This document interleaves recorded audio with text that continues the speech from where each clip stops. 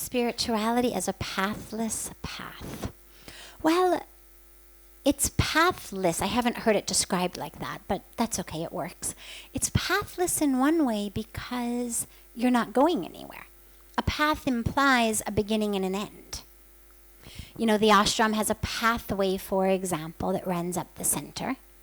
At one end is the back gate, at the other end is the front gate. And regardless of where you begin, you walk on the path, you're going to get to the other. A road is a path that begins somewhere, it ends somewhere. Spirituality is not going someplace.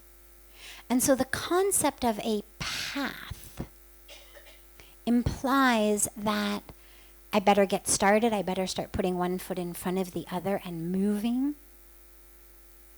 Whereas what spirituality is sit down exactly where you are. There's no better moment.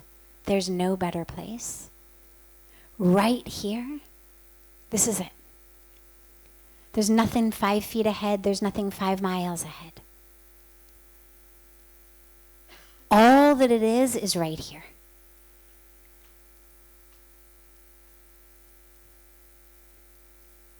And so if you think about it as a state rather than a path, so it's a state of being, not a static state of being, because you have to keep doing it. It's a state of being that requires, at least in the beginning, almost constant recalibration. It's a balancing state of being because you're constantly being pulled out of it. The senses are pulling you. The world around you is pulling you. The mind is pulling you. And so you're constantly trying to stay in that state. But you're not going anywhere. If there were a path, it would be a path that only went in. The only destination is in. But the dilemma with describing it like that is when you reach really the end of the in destination, you realize there's no distinction between in and out. And so I would hesitate to even actually describe it like that. The direction is in. If you asked, well, all right, which way to face? Okay, I'm not going anywhere, but which way to face? Face in. All the senses that you use usually face turning outward, turn them inward. And you go in with the awareness, because our awareness is usually focused out, it goes in.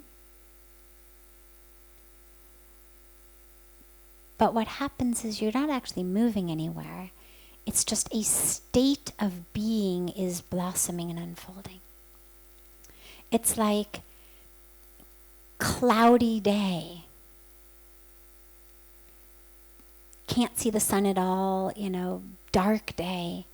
Suddenly, with the wind, the clouds start separating a little, like slowly they move and they move and they move and they move, and the sun is there more and more and more and more until the clouds are just on the periphery of your vision, and then there are no clouds. So you haven't gone anywhere. But the state of your existence has shifted due to your attention to it. It's as though if your attention were the wind that made those clouds separate. So perhaps that's why